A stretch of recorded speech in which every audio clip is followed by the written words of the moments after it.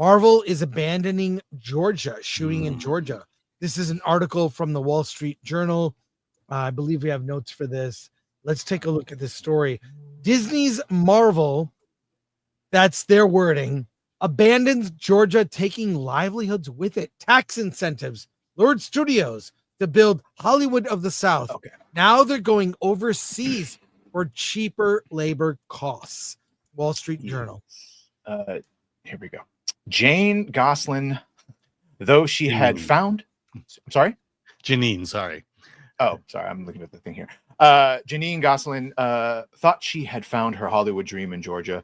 After moving from Los Angeles, the 62-year-old script supervisor was in high demand throughout the 2010s and early 2020s, working on blockbuster Marvel productions like Spider-Man Homecoming and She-Hulk Attorney at Law. But as Marvel shifts its productions overseas, Gosselin's once thriving career has stalled. "You feel like a jilted lover," she admitted, explaining that she hasn't had steady work since February of last year and even borrowed from her retirement to get by. The decline reflects a wider collapse in Georgia's film industry. Once marketed as the Hollywood of the South, the state saw a nearly 50% drop in production spending over the past 3 years. Marvel alone, which made 22 projects in Georgia, has moved most of its upcoming films, including 2 new Avengers movies and the next Spider-Man, to the UK, where labor is cheaper and studios don't have to pay for health insurance. "Marvel allowed me to do so much with my life and really set the trajectory for my career," said Grip John Grubb, who used his earnings from Marvel's shoots to buy what he calls the House Avengers bot. For Georgia crews, the loss has been devastating. Workers have taken to rewriting the state's famous production tagline into a bitter parody, "Unemployed in Georgia." Lee Thomas, director of the Georgia Film Office, acknowledged that labor costs have pushed studios away, but expressed hope they will return. "We hope this is an anomaly because they have faith in our crew and facilities and our tried and true incentive. Still, the signs are ominous." At Trillis Studios, Marvel's sprawling Atlanta hub that was once so busy we were fighting over stages on a daily basis. According to the location scouts, sound stages now sit empty.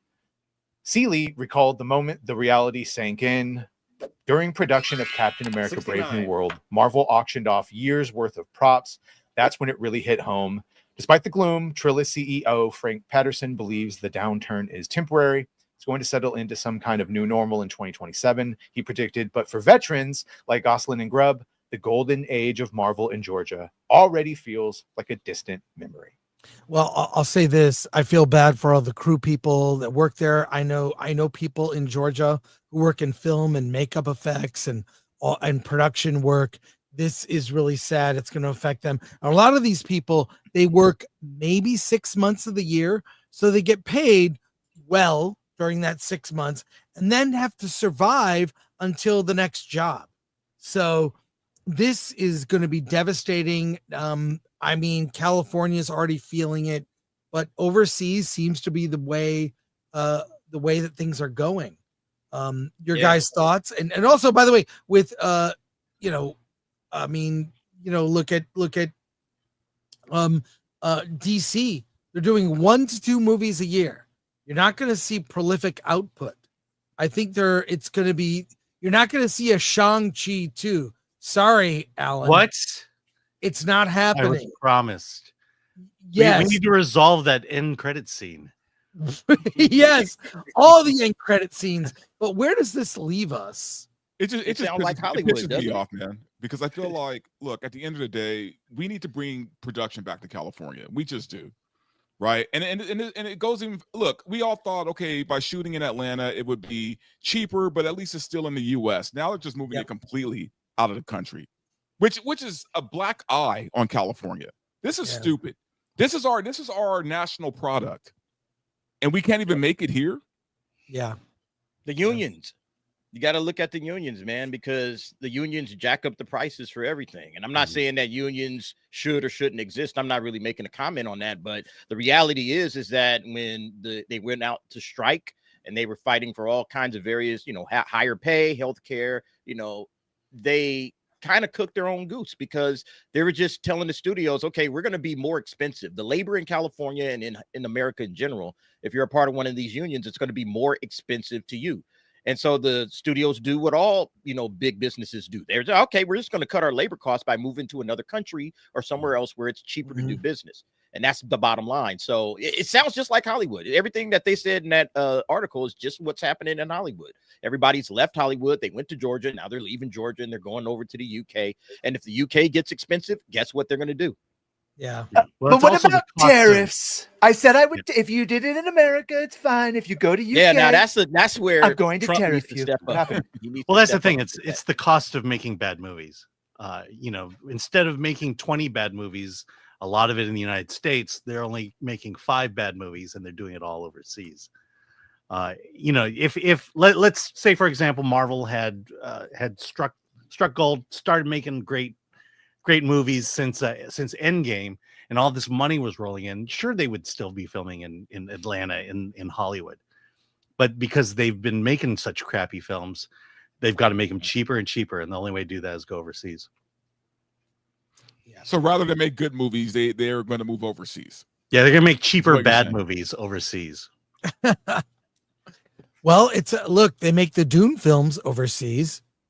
I think part of that is location. Yeah, we don't have a good desert for Dune. Wait. Here's my question That's a though. good desert. When they film Death Valley. these things overseas, they still have to adhere though by rules and regulations of our laws here, right? Cinematically, I mean. Not in terms of hiring people. Yeah, So wait, like, you're not they gonna don't have to hire- hire union? yeah, SAG no, rules that's- don't apply to overseas. That's why George Lucas filmed all the Star Wars over there, because he didn't have to go to all of our rules. You can film there even if you're not in SAG. Oh. Yeah. 'Cause you And can't then hire you enough talked about SAG the workers. amount of film tax credits that they're giving. Like the UK just shells out tax credits. So you're saving a ton of money. Even if you did have to pay a little bit above, you're going to get it all back in tax credits. So at the end of the day, it just makes more sense, to go over and film in the UK than I did just stick here see- in America. Sorry, I did just see that Taylor Sheridan is building a brand new studio in Texas. He's got like a brand new fancy studio for his numerous Yeah, productions. I think Paramount financed that for him too. So at least there's something. I don't know, like the difference between films and television, if that's the difference there, but hopefully that will be more people doing that or trying to explore those options. Well, also, I Paramount can't definitely wants imagine his production values being that high either, or his production costs, being that high. Sheridan? Yeah. Yeah, because he knows how to actually film. So he writes in his script shit that he knows is feasible to actually do. Not that you get on stuff like, we can't film this for our budget. So yeah, there's a He's reason also he's probably the not golden hiring child. actors at the same price that big studios are hiring. He's them. got a new movie with Brandon Skelnar, who's the main from 1923 Yellow. And he probably writes with them in mind and for correct amount. People know what they're getting.